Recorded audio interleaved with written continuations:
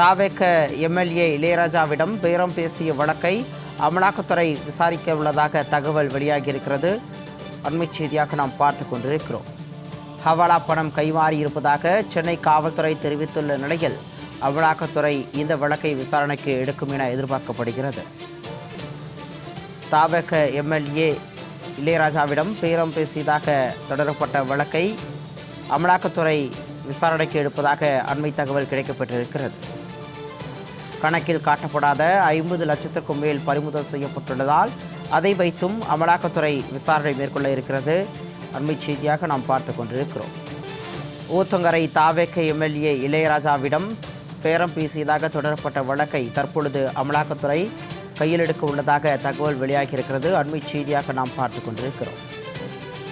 கூடுதல் விவரங்களோடு எமது செய்தியாளர் முருகவேல் இணைப்பில் இருக்கிறார். வணக்கம் முருகவேல். ஊத்தங்கரை தாவேக எம்எல்ஏ இளையராஜாவிடம் பேரம் பேசப்பட்ட வழக்கு தமிழகத்தில் குதிரை பேரம் என்ற ஒரு குற்றச்சாட்டை முன்வைத்து பூதாகரமாக வெடித்திருக்கிறது. தற்பொழுது இந்த வழக்கை அமலாக்கத்துறை விசாரிக்க உள்ளதாக தகவல் வெளியாகியிருக்கிறது. தொடர்பான விரிவான விவரங்களை பதிவு செய்யலாம். வணக்கம். தற்பொழுது தாவேக ஆட்சியை கவிழ்க்க தாவேக எம்எல்ஏவிடம் தொடர்ந்து குதிரை பேரம் வழக்கில் இளையராஜா குற்ற புகாரின் பேரில் இதுவரை 11 பேர் கைது செய்துள்ளனர்.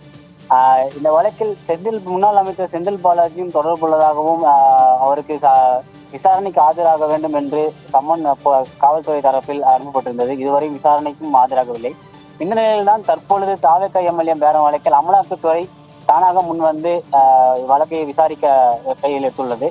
தாவேக எம்எல்ஏ பேரம் வழக்கில் ஹவாலா பணம் கைமாறி இருப்பதாகவும் சென்னை காவல்துறை தெரிவித்துள்ள நிலையில் அமலாக்கத்துறை ஆவணங்களை எடுத்து விசாரித்து வருகிறது.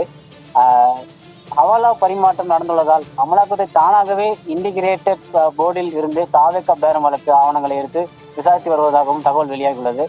மேலும் கணக்கில் காட்டப்படாத பணம் 50 லட்சம் ரூபாய்க்கு மேல் பறிமுதல் செய்யப்பட்டுள்ளதாலும் அதை வைத்து அமலாக்கத்துறை விசாரணை எடுத்துள்ளதாகவும் தகவலானது தற்பொழுது வெளியாகியுள்ளது.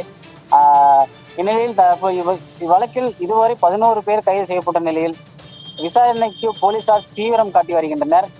இந்நிலையில் தான் தற்பொழுது அமலாக்கத்துறை தானாகவே முன்வந்து விசாரணையில் நுழைந்துள்ளது. சிகாமணி, கூடுதல் விவரங்களுக்கு நன்றி முருகவேல்.